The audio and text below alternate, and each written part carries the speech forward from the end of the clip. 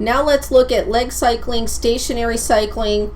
If you look at the workloads, 300 to 1200 kilogram meters per minute, 50 to 200 watts. If you recall, if you divide your kgms by 6, you get watts. Again, 6.12, but 6 is close enough.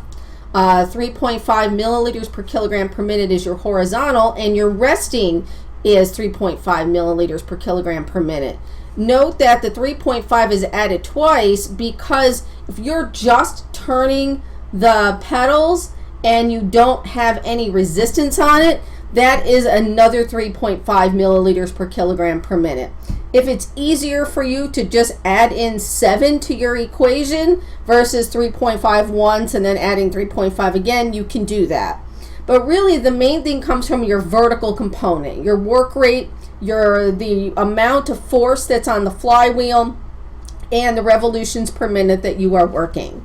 So your work rate in kgms per minute. So how you actually calculate, again, your resistance, your flywheel force in kilograms or kiloponds, again, kilopond is a kilogram, times the meters per revolution. For the Monarch cycles we have in the lab, that's typically it's 6 meters per revolution, times the RPM. The RPM is usually 50 or 60 RPM. You might see 70 RPM, but typically 50 or 60 RPM. So your vertical component, so when you're adding in your horizontal, vertical, and resting, the main, calculation is coming from the vertical component.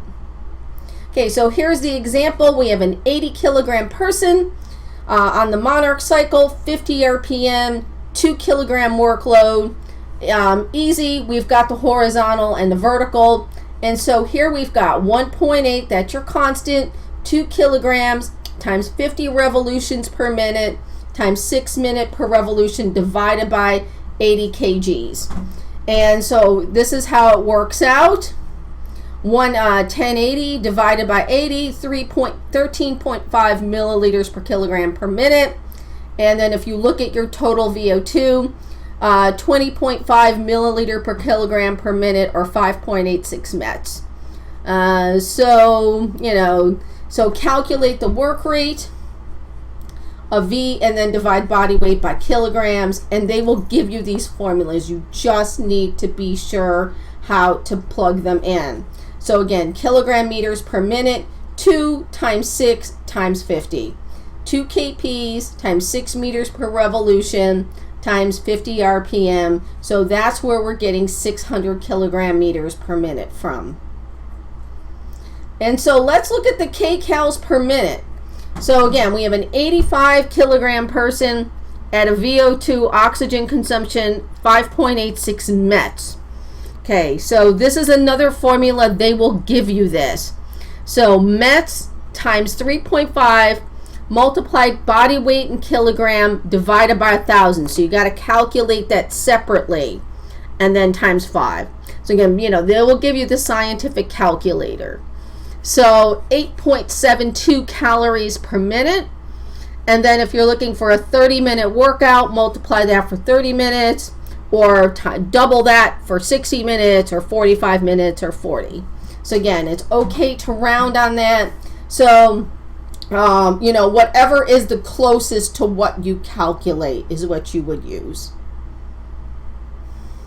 You can also use the weekly kcals threshold. So ACSM recommends a minimum of 1,000 calories expended per week for health.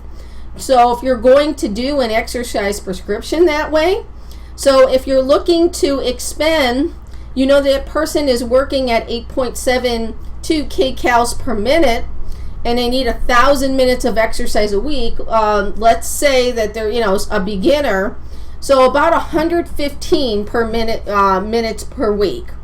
So if you use that previous example of 3 workouts, they've got to do 3 workouts a week at about 38 minutes, so say 40 minutes, or 4 workouts, just a little under 30 minutes per workout. So you can also use other calorie thresholds. How much? 2,000.